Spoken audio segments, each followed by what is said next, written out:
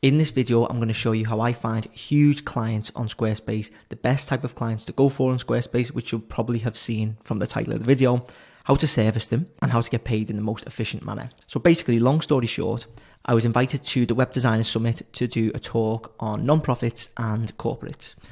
But I got the complete wrong end of the stick, and basically, Liz, who had set up the whole event, was like, Sam, I want you to talk about your design process. And for some reason in my head, I'm thinking money, business. I don't know why. Maybe that's just where my head always goes. So what I did was a workshop all about, this is where you find these companies. This is how you charge, big rates. This is how you get paid. This is the process, blah, blah, blah, blah, blah. And then I told Liz and she was like, Sam, I didn't even ask you to do this. And I was like, oh yeah, oops, my bad. So what I had to do was record another one, which was all about the design process. So the design side of these big projects, which was completely on me being stupid, to be honest. But then I was like, okay, well, the one that I've already recorded, all about the business side of projects with these big corporations and non-profits, that would sit perfectly on my coaching YouTube channel, which is this. So what we're going to do is just go over to the screen and then I'm going to walk you through the workshop that I had recorded, which had no place at this designer summit, but will be of huge benefit if you're looking to break into this market and increase your rates and work with more non-profits and corporates who, spoiler alert, I find are the best clients to have as a web designer in general, but especially on Squarespace. Hello and welcome to this workshop, which is all about designing for corporates and non-profits. In this workshop, we're going to be going through why you may want to work with corporates and non-profits, how, and a ton of other things. And I'm going to try and get through a lot of value. I've only got sort of 20 to 30 minutes, but I will try and pack as much as I can into this. And I'll leave some details to get in touch with me if you have any questions at the end. So with that in mind, let's get into it. First off, a quick bit of background about me. I'm Sam Crawford. In case you didn't realize, this right here is me. I'm an industry-leading Squarespace expert. I've built or worked on over 400 Squarespace websites. And as well as all of that, I coach fellow Squarespace designers, over 150 of them now, how to scale to 6 figures and beyond predictably and consistently. And last but not least, simplicity is at the core of everything that I do. So everything that I'm going to be teaching in this workshop is going to be as simple as possible because the simple stuff is the stuff that works. So why non-profits and corporates? Well, there's a few reasons. Number one is why most of us want to work with these sorts of businesses is that they have more budget. They have an allocated budget every single year to spend on various elements of the business. One element is the website. And with a lot of corporations, they will have a set budget that they get allocated at the beginning of the year or beginning of the tax year. And if they don't spend that budget, then the company looks at that, the accounts team goes, oh, you were allocated $100,000, but you only spent $60,000. That $40,000 difference, we're going to do away with that and we're going to reallocate those funds to another area in the business.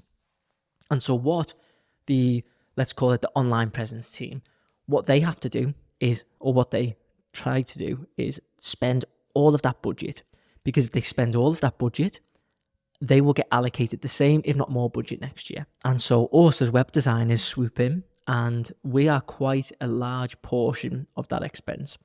A website is a justifiable large expense. And so we come to the business and we say, we're going to transform your online presence. We're going to bring more eyes onto your business via, online. We're going to improve the way it looks. We're going to revamp everything. It's going to be faster. It's going to get more visitors. Those visitors are going to be more engaged and it's going to make your company look great online. We say that and then we say it's 10K. They look at that and they go, 10K versus the potentially hundreds of thousands, if not millions, this is going to make us in the long term. Well, then 10K becomes a no-brainer. Whereas if you're working with a solopreneur or, company of one, whatever you want to call it, that money isn't just from like a budget fund from, an allocated source up top in the business. It's just whatever money they have. They have one bank account and anything that gets spent comes from this bank account and it feels like a real loss, even if it is a big investment. And so they will try and fight tooth and nail to get the lowest price possible. And then they get so attached to the minutiae, which is point two, It's their baby, and it's completely understandable. I'm a company of one, so it's not like I'm trashing smaller businesses, but because it's their baby, because they know it inside out, they want a real big say in every detail. It's like, can we just tweak this by 1 pixel? Can we just change this color? Can we just change this? Oh, that's not quite right, blah, blah, blah, blah, blah. And before you know it, you've got 200 items in a snag list. Whereas what the larger corporations will do is hire you as the expert and just let you do your job. Someone who is a smaller business probably thinks that they can do the job better, but they just don't have the time. And this is not the mindset that you want from a client. A, they don't have the budget. B, they want to do it themselves.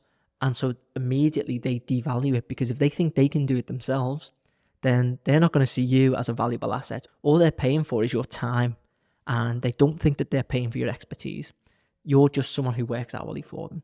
That's the way that they would see it. And we never want to be entering a project in that frame, because if we don't enter the frame as the expert, we cannot dictate where the project goes. And if we can't dictate where the project goes, this is when projects drag out and you become stressed and you never really offboard the client properly. So 2 of the main things: budget and attachment to the smallest details. Number 3 kind of falls under that as well. Clear out on what is needed. So when a smaller business hires a web designer, they have, a ton of ideas, but they don't really know what it is that they want. They'll know it when they see it. Whereas a larger company, let's say a non-profit or a big corporation, organization, whatever you want to call it, they will have had a brief. They've got the brief written. They have reference websites. They have a full description of what they do, what their site should look like. They know what they want because they've had all of these internal meetings to get to where they need to go, to get to the point where they go, okay, now we just need a web designer to bring it to life. Those are the people that you want, because they have a clear vision for the site. Now, yes, it's our job to get the vision out of the client, and that's fine. But the more times that you can just have the brief fully written and given to you, the better. Because if you have these briefs that are so crystal clear that you can just go away and do it in 2 weeks, and they're not constantly correcting it so the timeline doesn't swell, and they're paying you quadruple the price, then why wouldn't you want more of this client? Yes, we can extract all of the information that we need, but if we can have all of this on the other side, why not go for more of these people? And that's what we want to do if we want to make money. Now, that's not to say you can't make a ton of money designing websites for smaller businesses, but why make your life harder for yourself? If there's 2 options, one's the hard route, which is, if I want to earn 10K a month, I need to do 10 times $1,000 websites. Or the other option, I just do one $10,000 website. Which are you going to take? And the thing is, with the 10K option, you don't just have to do one.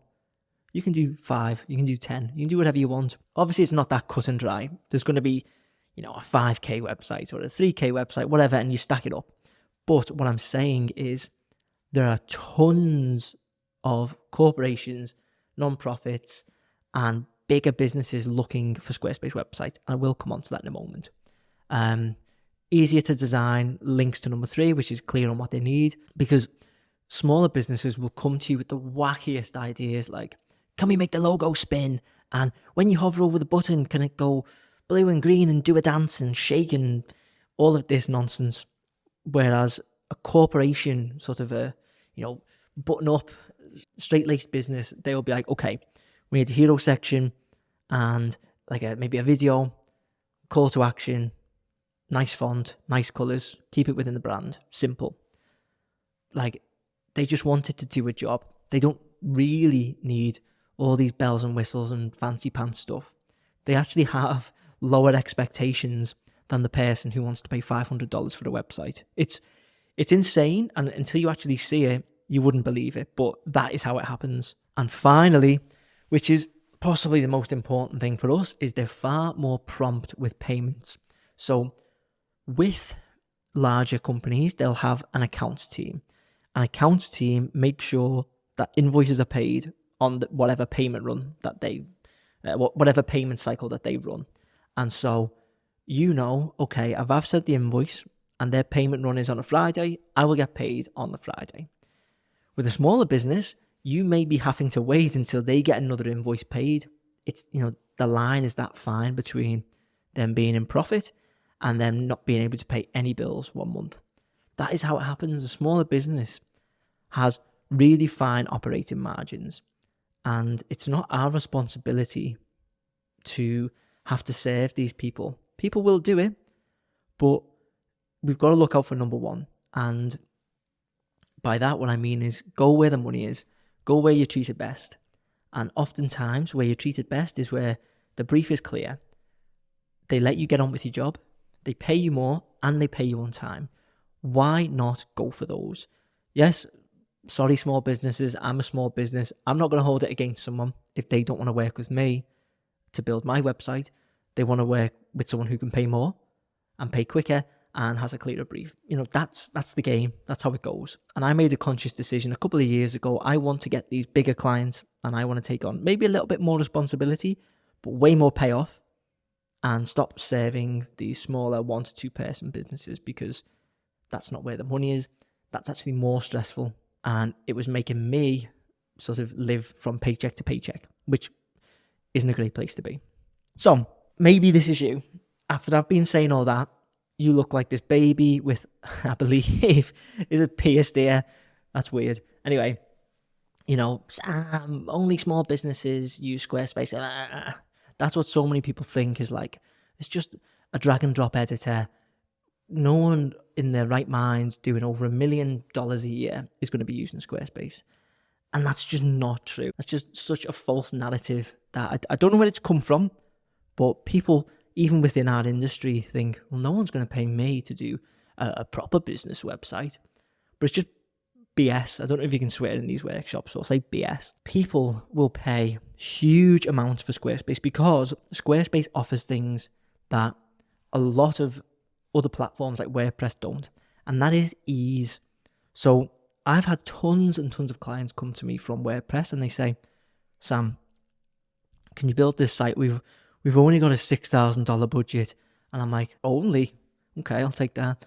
But they say, we're paying $1,000 a month in hosting fees to this web design agency. And even though we're paying $1,000 a month, to change the text on the site, it's $100 because we have to hire them for the hour, even though it takes 2 seconds for them to do. We can't change a color. We've got no control over the footer. We don't know where the pages are. Whereas Squarespace, it's so mind-bogglingly easy for them, for their team to update.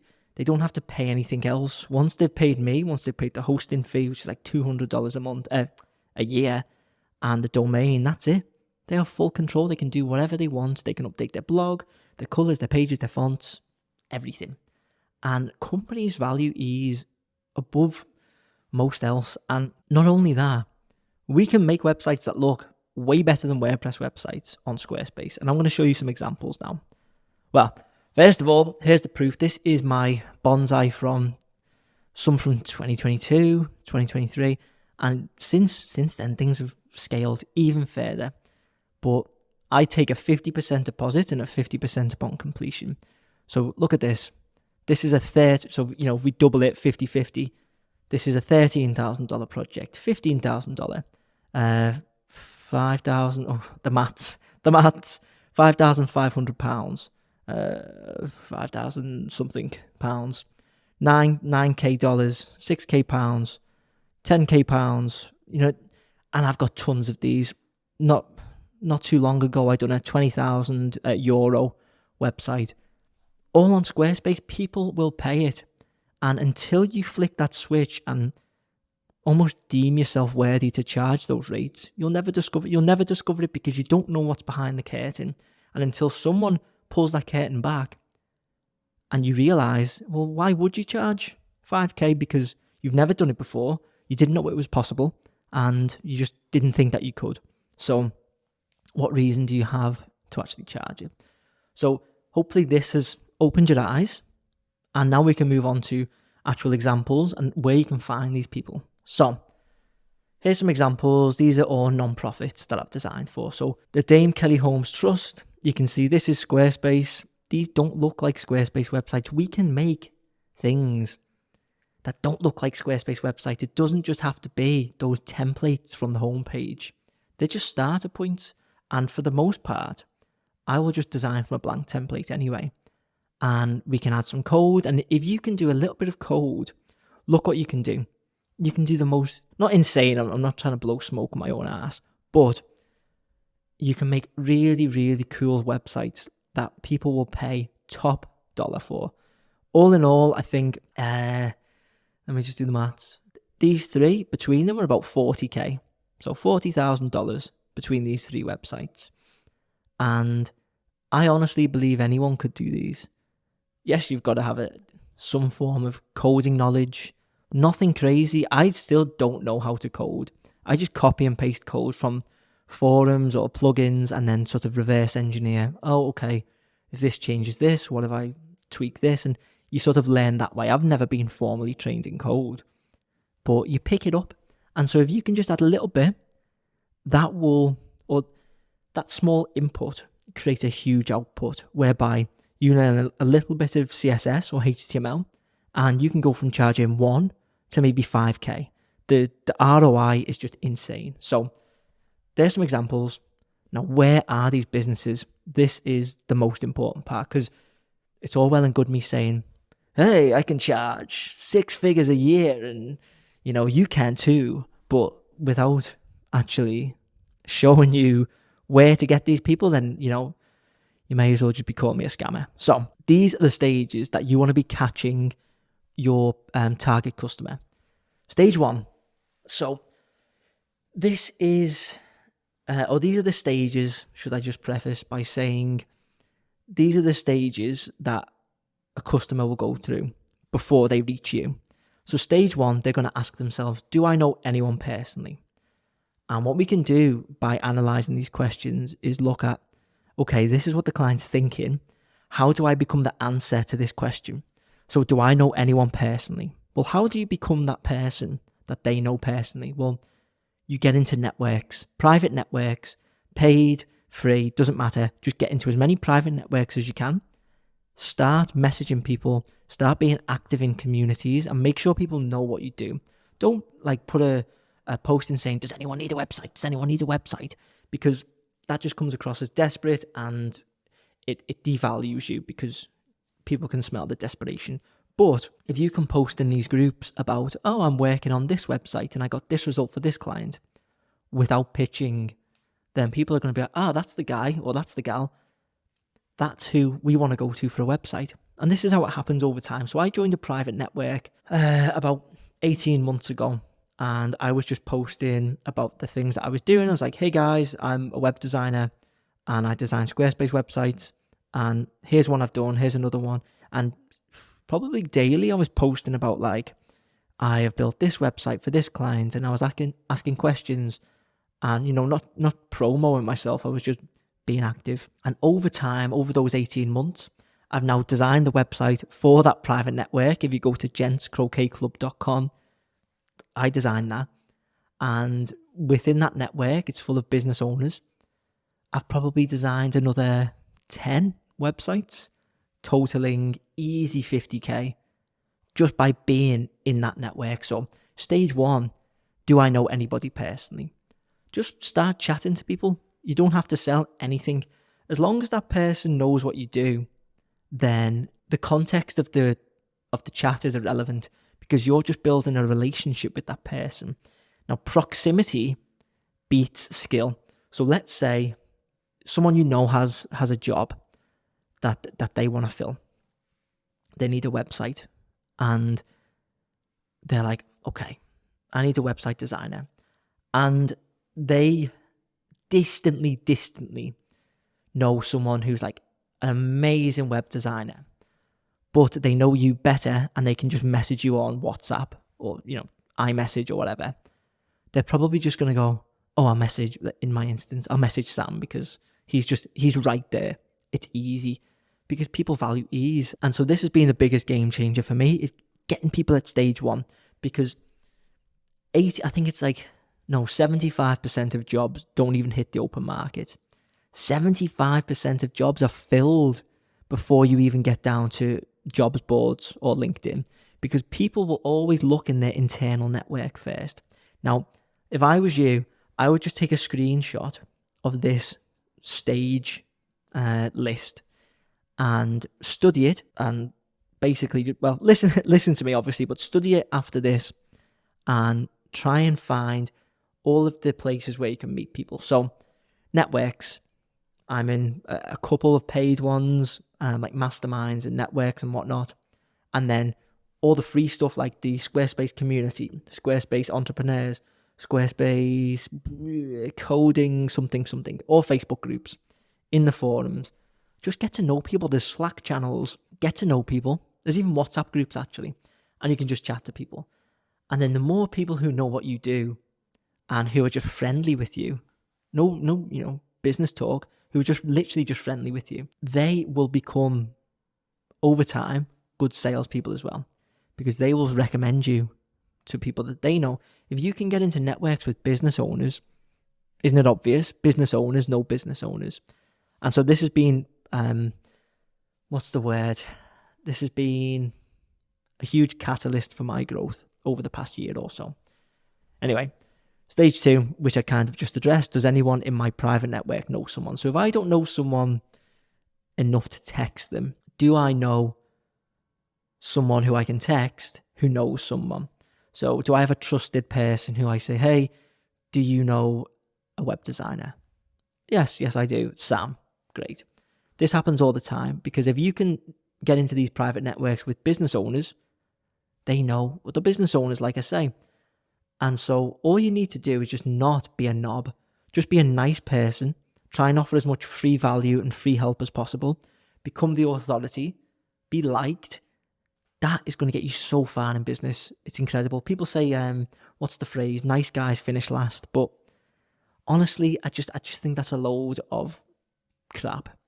If you can just be nice to people and try and give away as much as possible, the more free stuff that you can give, the more paid stuff you will receive. If someone asks you for 20 minutes of help, just give them the 20 minutes. Don't try and nickel and dime people. Don't try and get money everywhere possible. That's something that I have been preaching for a long time, is where you can do free stuff, because it will always come back around. And this is how I've pretty much dialed in stage 1 and 2. Now, I'm running out of time, so I'll quickly go through these as well. Stage 3, does anyone in my public network know someone? This means LinkedIn. So LinkedIn, you're going to have all your connections. You're going to put a post out. Does anyone have a recommendation for a Squarespace designer? Well, what am I going to do? I'm going to get right in there. So what I'm going to do is search on LinkedIn, Squarespace, scroll to every single post and find those who are asking, does anyone know a Squarespace designer? I'm going to find it. I'm going to comment on it and say, hey, here's my portfolio. Here's my email. Get in touch. Maybe I find 2 a day. 60 pitches on warm, almost red hot leads every single month. How many of them do you think I'm going to close?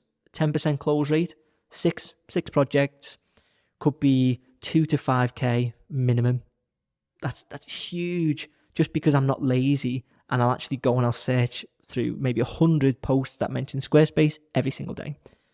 That's stage 3. As I say, I'm kind of glazing over these now because these were the 2 most important ones and I've not got too long left. Stage 4, I guess I'll Google it. So this means someone's going to Google ads. So they're going to Google hire a Squarespace designer. They'll find the Squarespace Expert Marketplace, Upwork, People Per Hour, Dribble, Behance. What else will they find? Maybe the Dots. They'll find all these jobs boards. So they'll look on the jobs boards. Okay, so what do you need to do? You need to be searching on the jobs boards. Great.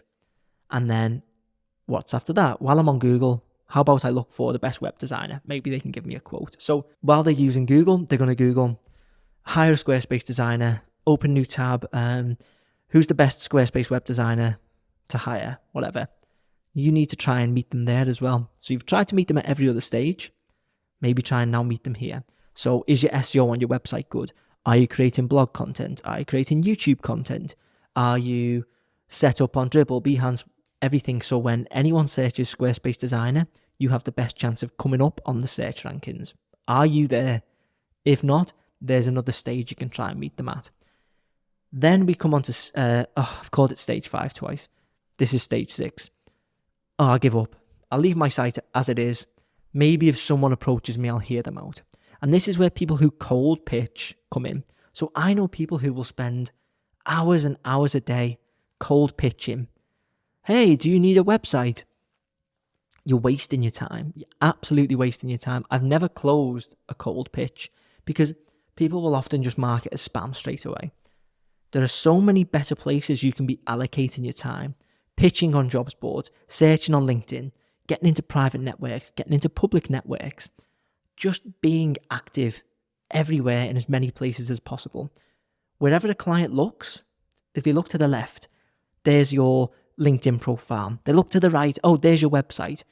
They're looking down the middle, oh, there's his Behance, there's Dribble, there's the Dots profile, there's a blog, there's her YouTube. You need to be everywhere because the more proximal a word, or the closer they are to you and the more they see you, the more likely they are to hire you. So those are the stages. Take a screenshot of this. Let's move the cursor. Maybe I'll move me. Take a screenshot, study it, find where you can meet these people, because that is where corporations and non-profits in particular are looking. Super, super important. Now, how do we structure a project? Now, I haven't got much time, so I need to glaze over this, but we'll have an onboard call, so I'll send them a Calendly link and then they'll book in. We'll have a 15-minute chat. Straight after that, I'll follow up with an onboard form. They fill out the onboard form. Based on the onboard form, I'll send a proposal. If they like the proposal, they can click accept and then they pay the deposit via Bonsai, which is the proposal, onboard form, invoicing software that I use. It's amazing. Look up Hello Bonsai. Then I'll design a homepage and I'll send them a link to Markup, which is a feedback software. It's free, check it out, and they can annotate the changes that they want. Then we'll iterate, rinse and repeat this process until we get all the pages built. Then I'll take the final 50% payment. Then after that, they get the handover training and they'll get the website ownership handed over as well.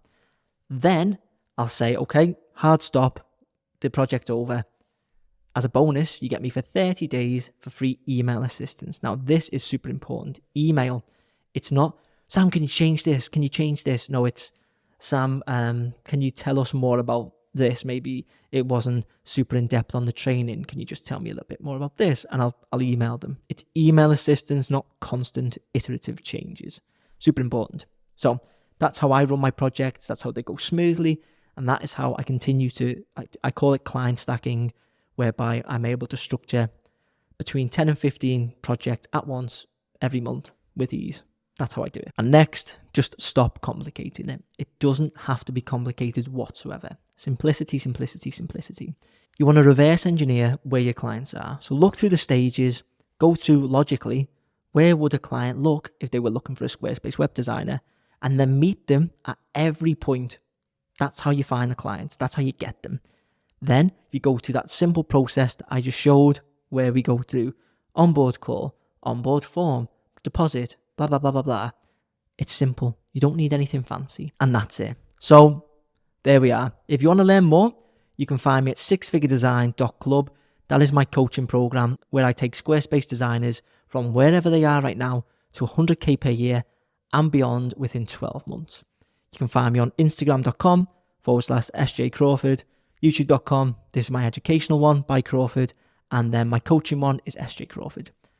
And also, as a flex, here's some screenshots of some student successes recently. I will leave that up for a moment, and that is that.